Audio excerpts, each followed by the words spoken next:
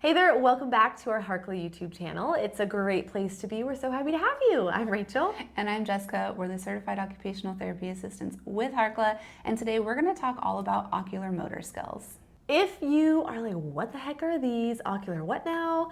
Ocular motor skills, they are the movements, the muscles in the eyes. They are required for things like reading and writing and catching a ball, driving, navigating your environment safely, and they are kind of like the hidden gem.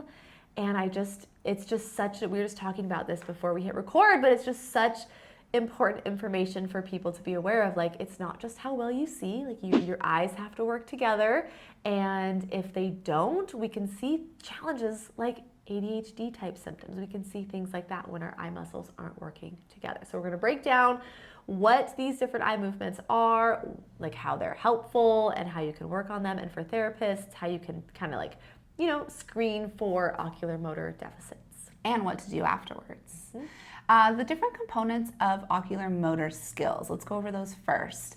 First, there's visual tracking. So this is your ability to use both eyes together in a smooth manner to visually track something. So whether it's a ball being thrown, watching someone walk across the room, or smoothly visually tracking across a piece of paper to read a line of text.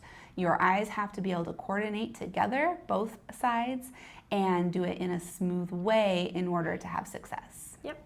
The next one are called saccades or saccades. I don't actually know how you pronounce it. I say saccades. I say saccades too, but I did hear someone say saccades, and I was like, that sounds awkward to me. So we're going to say saccades, and if it's totally butchered, we apologize. But saccades is when you have two different points and you look smoothly between the two different points without overshooting them or undershooting them. And your eyes can visually move from left to right, up and down, diagonally. If you are timing when to cross the sidewalk and not get hit by a car, you have to look from point A to point B and make sure that it's safe and make sure that the timing is there. And that's an imperative skill for survival. So well, and the big one with saccades for children is at school when they are doing schoolwork. If there is something up on the board and they're also doing something at their desk, they have to be able to look between the board and their desk smoothly with both eyes back and forth without losing their place. Also a very important lifelong skill. The next one is convergence and divergence. So if you think about going cross-eyed, that's convergence. So your ability to move both eyes in together to look at something close to your face. And then divergence is the opposite, your ability to move both eyes outwards to look at something farther away. Both eyes have to do this simultaneously for all of these. For all of our ocular motor skills, both eyes have to be able to do these tasks smoothly, efficiently, and in a coordinated way. So the goal is by kindergarten, a child should be able to complete some of these simple visual exercises that we're going to show you today in coordinated, smooth movements. Because by the time they're in kindergarten, they're going to have to look up at the school board, the board, and look down and copy letters and trace. And they're starting to read, and reading is another very important skill that requires these, ocular motor skills in order to be successful. Some of the things we want to look at to identify if a child kindergarten age and above is struggling with ocular motor skills. We've already mentioned reading and writing, so if they're really significantly struggling with reading and writing at age level, if they are unable to copy from the board successfully, they're constantly losing their place and it's taking them a very long time, those are signs that the child might be struggling with ocular motor skills.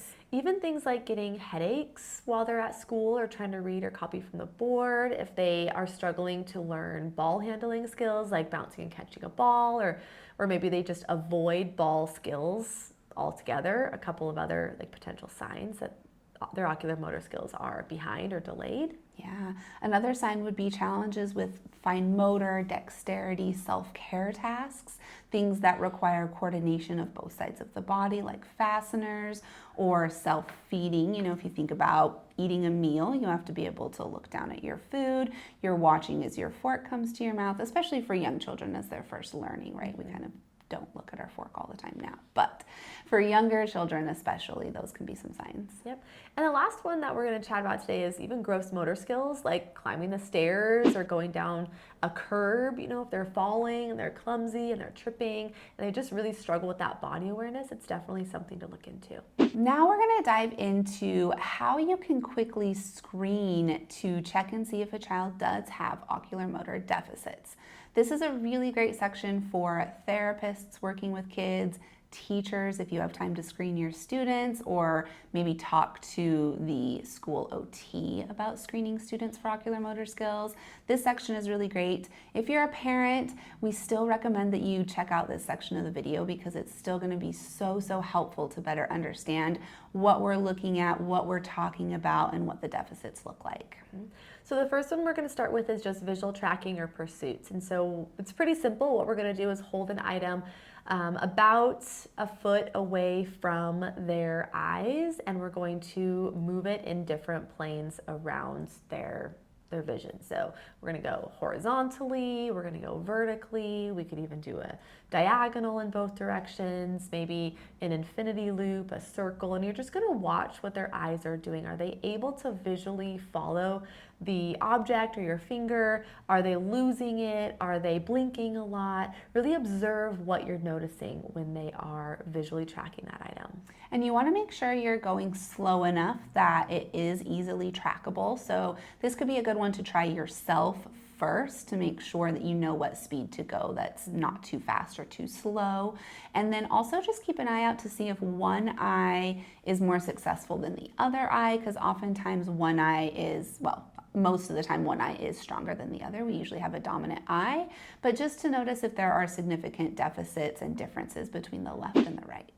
Maybe one eye is struggling to cross midline, and when you're doing like that infinity loop or that horizontal tracking and they are, you know, their eye just is kind of like stopping in midline, and then it's the other eye is taking over. So, you know, put those detective goggles on and see what you're noticing, and this should be a relatively easy, smooth activity for a kiddo to just follow. And if they're, you know, furrowing their eyebrows or like squinting, or maybe they have overflow associated movements in their mouth or their hands, to really focus on following that.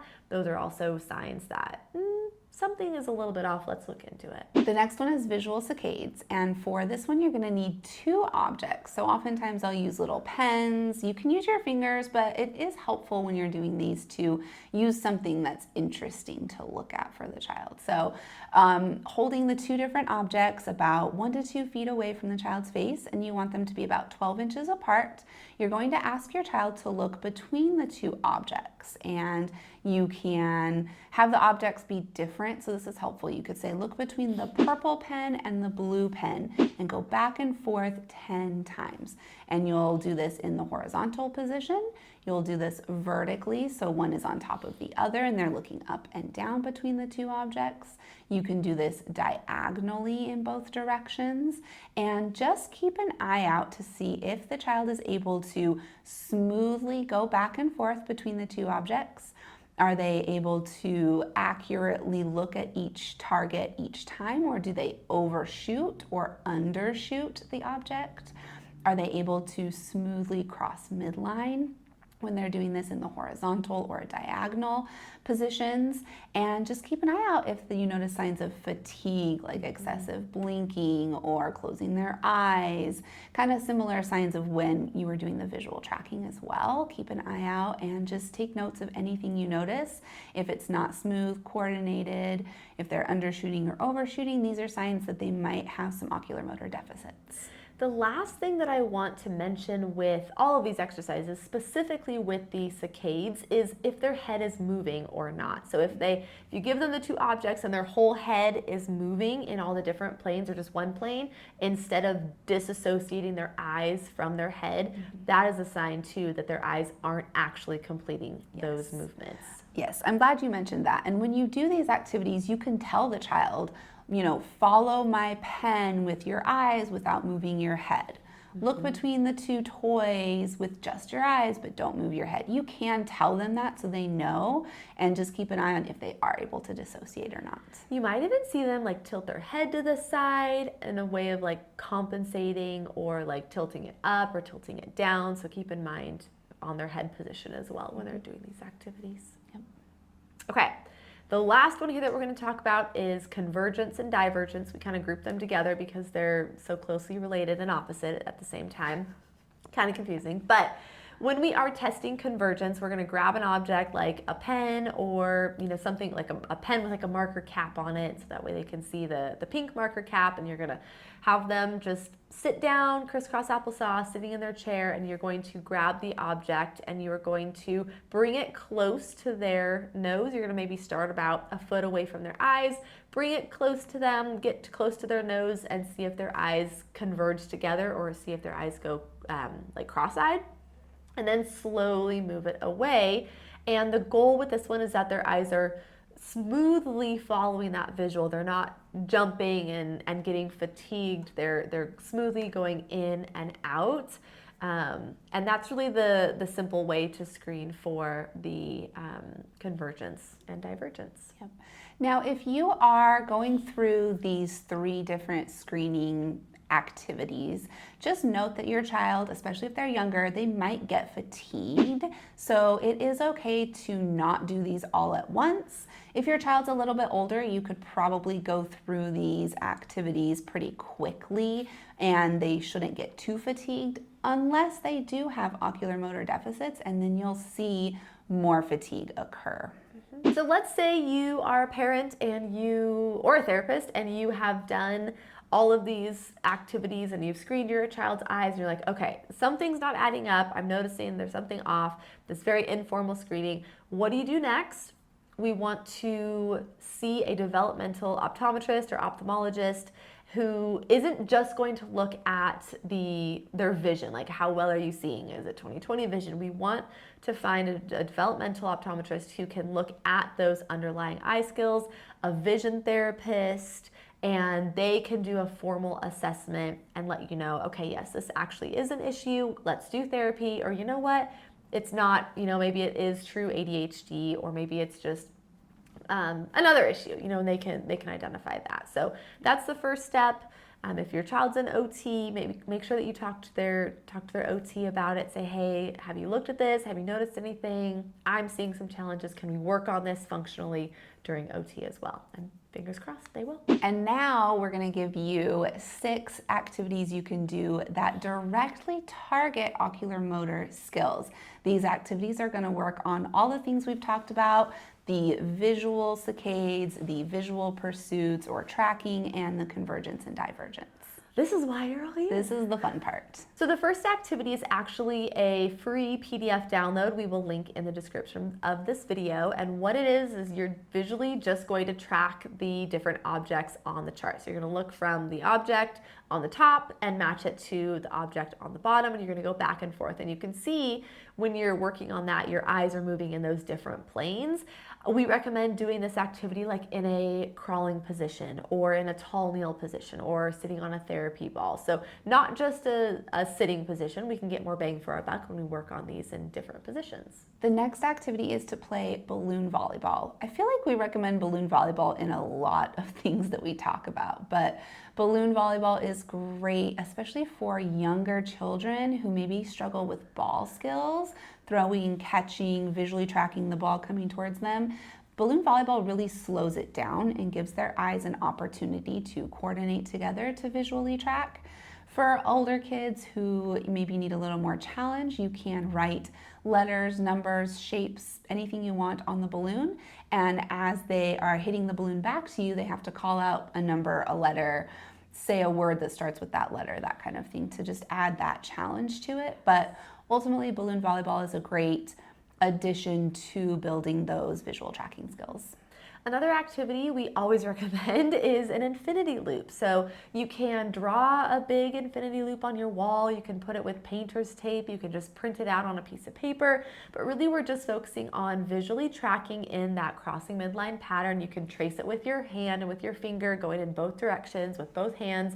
Then you can put stickers around the infinity loop, letters, numbers, whatever's motivating to your child, Minecraft characters for crying out loud. And you can have them call out the color, the letter, the character as they're going around the infinity loop in both directions. So that way they are visually tracking along that infinity loop. Again, try this in different positions, bouncing on one leg, sitting on a therapy ball, hands and knees, tall kneel. Get creative. The next one is a game that you can purchase. It's called Spot It. And this game is super fun. There's a lot of different ways to play it. The traditional way to play it is with a partner. You have one card set up in the middle. You each have your own deck of cards, and you have to try to see who can match an item on your card to the middle and who matches theirs first. And it's kind of a competition game. In the clinic setting, when I'm working on ocular motor skills using Spot It, I like to have the child have their own deck of cards and I have my deck of cards. I hold my card up in a certain spot and they have their card down on the floor or in their lap, and they have to do some visual saccades to look between the two cards to find the match. And I'll move the card to the left, to the right, at midline. Sometimes I'll even move the card so they have to look down at their card that's stationary, visually find mine that's moving, and then go back and forth. One of my favorite ways to do it is to hold two cards up and they have to look between the two cards in order to find the match. Once they've got it, they've been successful with it, then I'll hold the next two cards in a vertical position and then we'll do diagonal in one direction and then diagonal in the other direction. So you can see we're working on those saccades, those movements, and the visual perception, visual motor skills, all the visual skills with Spot It. It's a really fantastic game and there's so many different versions. The next activity we love is just to throw a ball against the wall, bounce and catch. You can do a larger playground ball to start with for younger kiddos. You could even do a balloon with this one. Then you can, increase the challenge or grade it up to using like a tennis ball or a racket ball, and you're throwing it at the wall and bouncing and catching it. I also love to use a mini trampoline and tilt it up at an angle, bounce the ball off the mini trampoline and catch it on the return. So that's another fun way to do this one. And we like to add a visual chart to this activity. So once your child has successfully established the skill to catch the ball as it comes back, put a visual chart, so just a page with letters or numbers, something easy for them to read above where they're throwing the ball. And they're going to throw the ball, catch it, read an item on the chart. Throw, catch, read an item on the chart. So they're going back and forth between visually tracking the ball and then some visual saccades to read the chart. So they're working, and then the convergence and divergence as the ball moves away from them and back towards them. So they're actually working on all of the components of ocular motor skills with this one activity. And the last one is a product that we absolutely love and we use in the clinic all the time. It's a game called Zoom Ball, and what it is, it's like a football attached onto some strings with some handles, and two of you are going to hold the handles. You're going to stretch the string out far so it's tight, and then one person is going to open their hands and kind of slide and shoot the football. It's a football. To the other person, and then the other person is going to open their hands and slide it back. And so it gets this rhythmic flow of opening and closing your hands, working on timing and sequencing. And a big one with this one is that convergence and divergence. So putting targets on the Zoom ball like stickers, so that way you know that they're actually looking at the Zoom ball, their eyes are going out, they're going back in, and they're following it. Do this one in different positions, sitting on a tall kneel, sitting on a therapy ball, balancing on one leg, split kneel. You could even try it on your tummy, like in a Superman position. There's a lot of different ways that you can work on this, which is one activity. All right, if you found this video helpful, if you enjoyed it, let us know by leaving a comment, pushing the like button, and make sure you subscribe to our channel so you never miss a new video. We do also have our podcast, All Things Sensory by Herkla, and we actually have a couple of really great podcast episodes that are similar to this. We interviewed a vision therapist, a developmental optometrist. We talk about, is it ADHD, is it vision? Some of those really helpful episodes, so we'll definitely link those in the description as well. And if you want more free content, make sure you are following us on Instagram. We are at Herkla_family, as well as at All Things Sensory Podcast. Thank you so much for being here today. Let us know if you have questions in the comment section below, and we are happy to hang out with you today.